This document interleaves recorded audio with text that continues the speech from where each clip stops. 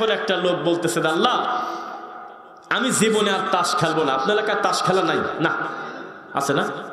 এখনো আছে। এই তাস খেলা লোকটা বারবার নিয়ত করে, আল্লাহ আমি মরা পর্যন্ত জীবনে আমি আর তাস খেলবো না। এটা কি ভালো না খারাপ? খালি ভালো বললেন কেন? এই কথাটা যদি লোকটা রাখতে পারে অন্তর থেকে আর অনুতপ্ত হয়, তাহলে অতীতে তাস খেলে যত পাপ করছে সব পাপকে আল্লাহ নেকি দিয়ে পরিবর্তন করে দেবে। এরপরে লোকটা কালকে মাগরিবের পর আবার শুরু করলো। কেমন হলো? হ্যাঁ, আবার এসার পর বলতেছে, আল্লাহ আমি আর মরা পর্যন্ত জীবনে তাস খেলবো না। ঠিক তারপরের দিন আবার ফজর পরে লেগে গেছে। এটা কি তার অনুশোচনা হলো? এটা কি সে প্রমাণ করলো যে তিনি অনুতপ্ত? তো বিদাতি যদি মনে করে আমরা বেদাত করি আর এই আহলে হাদিসের আলেমরা বা অমুক হুজুররা আমাদের বিরোধিতা করে কেন, আপনি বুঝতে পারেন নাই আমরাই হলাম আপনার প্রকৃত বন্ধু, যারা আপনার ভুলটা সংশোধনের নিয়তে বলে দেই। তারা আপনার বন্ধু না। যারা আপনাকে পাম দেয়, যারা আপনাকে অতিরঞ্জিত বাড়াবাড়ি করে জোর করে জান্নাতি বলে, তারা আপনার ভালো চায় না। ওয়াল্লাহি আল্লাহর কসম, দেওবন্দি একটা দায়িত্বশীল যদি 5 জন আলেমের সিরিয়াল করা যায়, ভুল ভ্রান্তি মানুষের দুনিয়াবি অনেক ভুল আছে, তবে মাওলানা মামুনুল হক হলো সবচাইতে দেওবন্দীদের ভিতরে সবচেয়ে পরিচিত আলেম। এইটা কিন্তু আপনি অস্বীকার করতে পারবেন না। মাওলানা মামুনুল হক এক জায়গায় বক্তব্য দিতে আসলে তার নামের উপরে প্রায় হাজার হাজার লোক জমা হয়, হয় কিনা? আমি প্রথমেই লাখ বলি নাই, কি কামে জানেন? এ খুব জ্বালা। বেদাতির হলো প্রতি 1000 হলে 1 লাখ। এখানে যত মানুষ আছে সুন্দর করে গণনা করেন, আমার ধারণা 1000 হবে না। কিন্তু একটু ফাঁকা ফাঁকা করে যদি বসতেন, এখান থেকে একটু 2 লাইন কমায় দিতেন, প্রায় প্যান্ডেলই ভরে যেত। বোঝা যাচ্ছে? মসজিদে নামাজ পড়ে সর্বোচ্চ 600 থেকে 700 লোক, তাই মসজিদটা ঘর পূর্ণ হয়ে গেছে। ডানে তাকাই মানুষ, বামে তাকাই মানুষ, পিছনে তাকাই মানুষ, সামনে তাকাই মানুষ, তাই নাকি? একটা মাঠে যদি 10,000 মানুষ হয়, এটা আপনি ঠাট্টা করা কথা মনে করবেন না, জায়গা দেওয়াই কঠিন। কিন্তু আমাদের ভাইয়েরা আবেগে বলে যে 5 লাখ, 7 লাখ, 10 লাখ, 11 লাখ, 18 লাখ। একটা জোকার সেদিন দেখলাম যে একটা প্যান্ডেল সাজাচ্ছে আর উপরে লিখে রাখছে 10 লাখ লোক জমায়েত করার অনুষ্ঠানের সিরিয়াল নাম্বার করতেছি আমরা। 10 লাখ বুঝিস? লাখে লাখে লোক মরে, হাজার হাজার, গুনি দেখে 150 জন। একটু পরিস্থিতি, এগুলি করা যাবে না। খবরদার। এভাবেই মানুষ পূজা করে, মানুষ করে কিনা বলেন? রাসূল সাল্লাল্লাহু আলাইহি ওয়াসাল্লাম বলেছেন, লা তুতরুনি কামা আতরাতিন নাসারা ইবনে মারইয়াম। হে আমার উম্মতেরা, তোমরা আমাকে নিয়ে বাড়াবাড়ি করো না, অতিরঞ্জিত প্রশংসা করো না, যেভাবে বাড়াবাড়ি করতে গিয়ে খ্রিস্টানরা তাদের নবী ঈসাকে আল্লাহর ছেলে বানাইছে। বুঝা যাচ্ছে না? তোমরা জেনে রাখো আমি মুহাম্মদ হলো আল্লাহর বান্দা। আমাকে 17 নম্বর সূরা বানী ইসরাইল আয়াত নাম্বার 1 আল্লাহ বলতেছেন, সুবহানাল্লাযী, যাদের মুখস্থ বলেন দেখি, সুবহানাল্লাযী আসরা বি আবদিহি। মাহ, অনেক সুন্দর মুখস্থ সবার। আবার পড়ি, সুবহানাল্লাযী আসরা বি আবদিহি। মহান প্রশংসনীয় রব, তার পবিত্রতা অর্জন করি, যেই রব্বুল আলামিন তার বান্দাকে উপরে নিয়েছিল। কাকে নিয়েছিল? বান্দা হওয়া একটা বিশাল মর্যাদা। নবী বলেছেন, ফা ইন্নামা আনা আব্দু, আমি নবী হলেন আল্লাহর বান্দা। ফাকুলু আব্দুল্লাহি ওয়া রাসূলু, তবে আমার পার্থক্য হলো তোমরাও মানুষ, আমিও মানুষ। মানুষ হওয়ার ক্ষেত্রে কোনো কম বেশ নাই, তবে আমি হলো আল্লাহর রাসূল, কিন্তু তোমরা আল্লাহর রাসূল না। আমার কাছে ওহী আসে কিন্তু তোমাদের কাছে আসে না, এই তো পার্থক্য। কিন্তু মানুষ হওয়ার ক্ষেত্রে তোমাদের আর আমাদের কোনো পার্থক্য নাই। আমিও আল্লাহর একটা মাখলুক, তুমিও আল্লাহর একটা মাখলুক। আপনি তো ঠিক বলতেছেন। এভাবে যদি আমি নবীকে মানুষ বলতাম, তাহলে এই বাংলাদেশের বেশ কিছু জেলা আছে আমাকে আর ওয়াজ করতে দিত না, যে আমার নবীকে মানুষ বলছে রে। আমার নবী হলো নূরের তৈরি, আমার নবী হলো আল্লাহর জাত। নাউজুবিল্লাহি মিন যালিক। এভাবে বাড়াবাড়ি আছে কিনা বলেন? অথচ লোকটা পরে কুল হু আল্লাহু আহাদ আল্লাহুস সামাদ লাম ইয়ালিদ ওয়া লাম ইউলাদ ওয়া লাম ইয়াকুল লাহু কুফুয়ান আহাদ। আসেন একটু আমরা আল্লাহর এই সূরা ইখলাসের একটু অনুবাদ করি। কুল হুয়াল্লাহু আহাদ বলেন তো মানে কি? আল্লাহু সামাদ মানে কি? আল্লাহ মুখাপেক্ষী। দ্বিতীয় কোথায় পেলেন? আল্লাহ মুখাপেক্ষী, কারোর মুখাপেক্ষী তিনি, কারোর ধার ধরে চলতে হবে সেটা নয়। লাম ইয়ালিদ ওয়া লাম ইউলাদ মানে কি? তিনি কোথাও থেকে জন্মগ্রহণ করেন নাই, আবার নিজেও কাউকে জন্ম দেন নাই। ওয়ালাম ইয়াকুল্লাহু কুফুয়ান আহাদ মানে কি? তার সমকক্ষ তুলনীয় পৃথিবীতে কিছু নাই।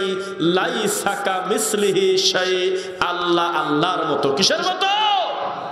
কবি বলছেন, বিদ্বান বলছেন, জ্ঞানী বলছেন, বড় আলেম বলছেন যে আল্লাহ রব্বুল আলামিন তার নিরাকার হওয়ার কথা। তিনি নাকি কিছুই নাই, সে নাকি নিরাকার। এ কথা হুজুর মানুষ মাহফিলে বলে।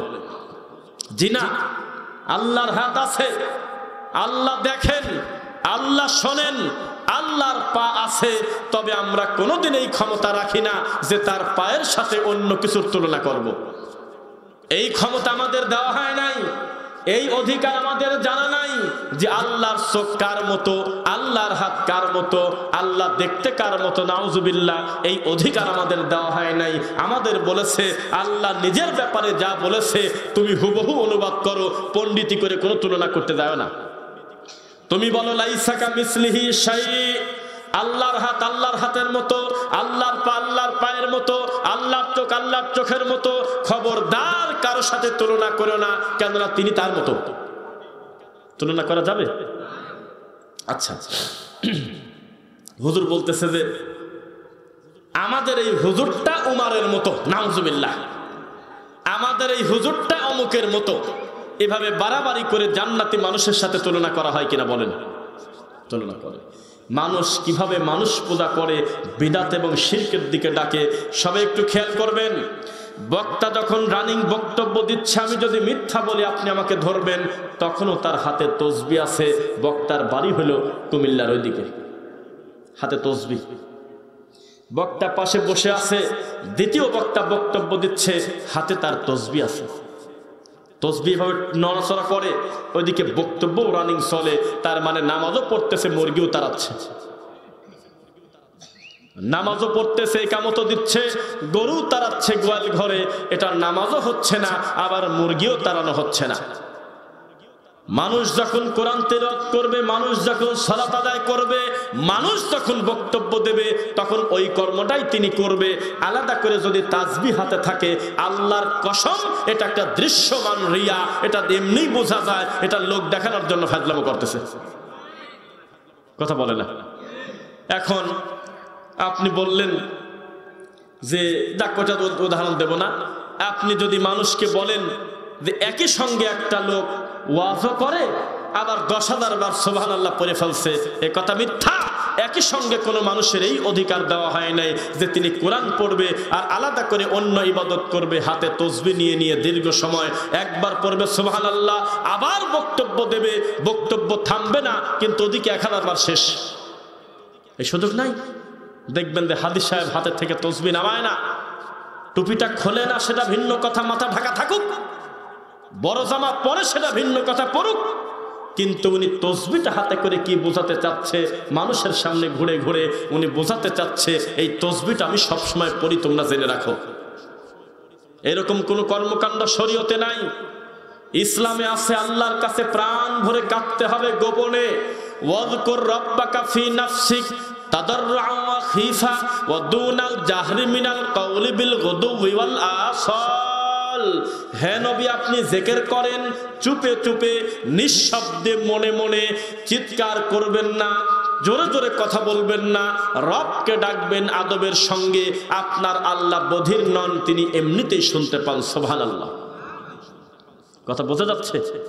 এই কোরআন মাজিদ, এই সূরা আরাফের এই আয়াতের সঙ্গে আমাদের দেশে জিকিরে যারা লাভ দেয়, এর মিল খুঁজে পান আপনি কিভাবে বলেন? এর কোন সুযোগ আছে? ইসলামটাকে ক্ষত বিক্ষত করে দিচ্ছে। তাই তো আমাদের প্রতি একটা অপবাদ দেয়, আমরা নাকি ঐক্য চাই না। কি চাই না? আমরা কি চাই না বলেন না কেন? আমাদের বলে আমরা নাকি মানুষকে শুধু ভাগ করি, ঐক্য চাই না। এ কথা ভুল।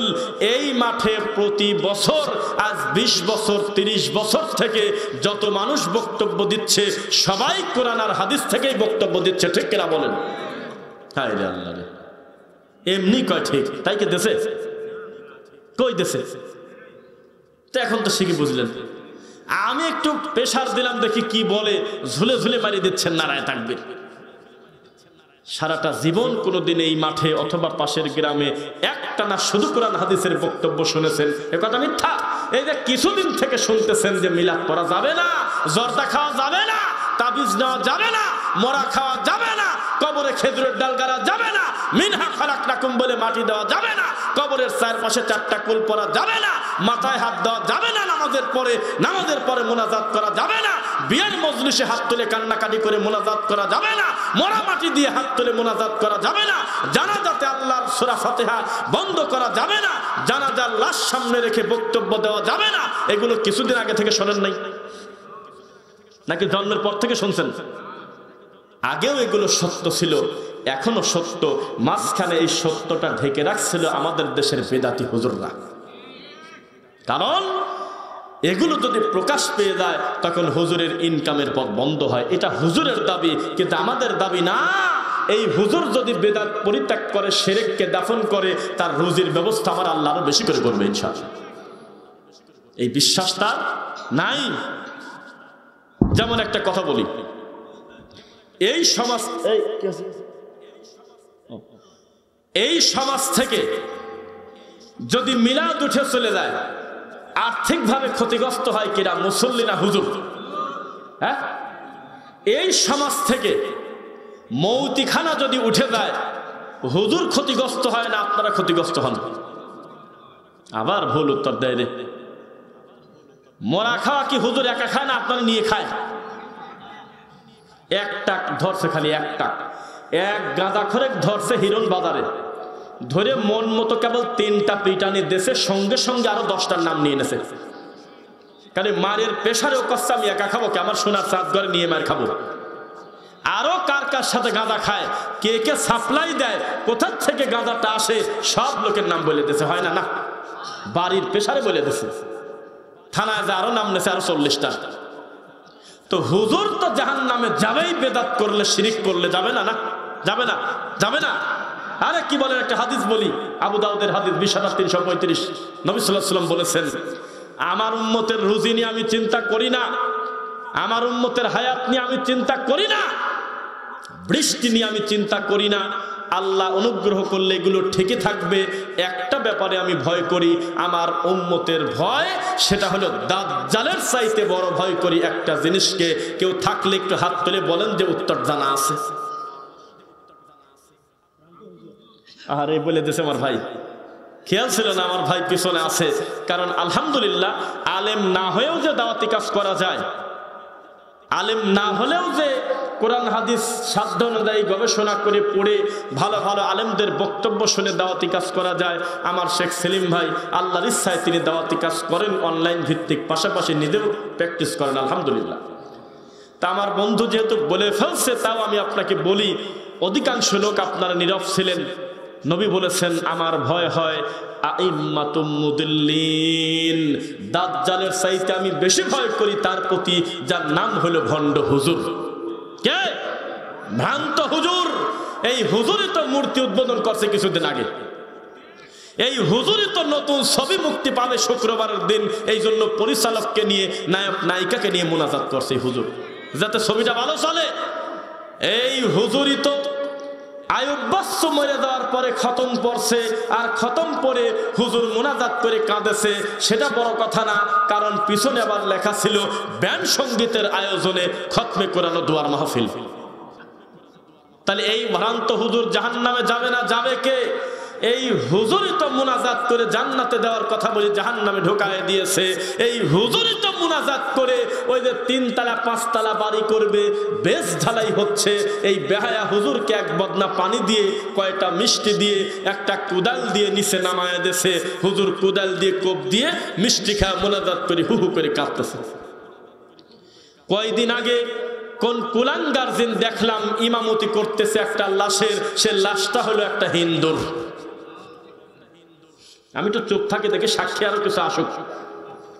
হিন্দুর জানাজা লেখেন তো, কারো যদি নেট থাকে, যদি 4G ভালো করে পায়, খালি একটু ফেসবুকে ইউটিউবে লেখেন যে ইদানিং বা কয়েকদিন আগের ঘটনা, খালি এইটুক লিখবেন যে হিন্দুর জানাজা, দেখবেন অন্তত 20টা ভিডিও পাবেন, একদম শব্দও ক্লিয়ার বোঝা যাচ্ছে তার রক্ত আর আমাদের রক্ত তো একই। আমরাও যাকে মানি ও তো তাকে মানে, দেও জানাজা। আল্লাহু আকবার। ওই মালায়ন মরে গেছে, তার পাশে তার ছেলেটা কাঁদতেছে, তার গায়ে হলো মালা, বিভিন্ন কিছু দেওয়া, আর একটা লোক জানাজা পড়তেছে। দেখেন এই দৃশ্য। ইস্তাগফির লাহুম আও লা তাস্তাগফির লাহুম, অথচ এই মালায়নের জন্য ক্ষমা চাওয়াও যা, না চাওয়াও তাই। কার কথা? কার কথা? ইস্তাগফির লাহুম আও লা তাস্তাগফির লাহুম, এই মুনাফিকের জন্য, এই জানাজার কথা বলতেছি না, নবীকে আল্লাহ বলতেছেন এই কাফেরের জন্য, এই মুশরিকের জন্য ক্ষমা চাওয়াও যা, না চাওয়াও তা। ইন তাস্তাগফির লাহুম, যদি তারপরেও ইস্তিগফার করা হয়, 70 মিল্লা ফা70, যদি 70 বার দোয়া করা হয়, ফালা ইয়াগফিরাল্লাহু লাহুম, এরপরেও দোয়া কবুল হবে না। বোঝেন না আমার ভাষা? একবার না, 70 বারও যদি দোয়া করা হয়, দোয়া কবুল হবে না। 71 বার করলে হবে নাকি? এটা একটা কথা, এটা একটা কথা। বারবার ডাকতেছে, বলতেছে তুই 100 বার ডাকলে আমি শুনবো না, মানে 101 বার ডাকলে শুনবি নাকি? এটা একটা কথা, কোনোদিন সম্ভব না। একটা মুশরিক, একটা অমুসলিম কোটি কোটি টাকা যদি দান করে, একটা নেকি পাবে না, দুনিয়াতে কল্যাণ পাবে ভিন্ন কথা, আল্লাহর কাছে তার কিছু গচ্ছিত নাই। কেন? আল্লাহর কাছে কিছু গচ্ছিত থাকতে গেলে একটা জিনিস লাগে, তার নাম হলো লা ইলাহা ইল্লাল্লাহ। এইটা যদি না থাকে, পাহাড় পরিমাণ ইবাদত করলেও তার কবুল হবে না। কেননা ইবাদত কবুলের পূর্ব শর্ত হলো মুসলিম হওয়া। মুসলিম না হলে, ইমানদার না হলে তার ইবাদতের আলোচনা আসবে না।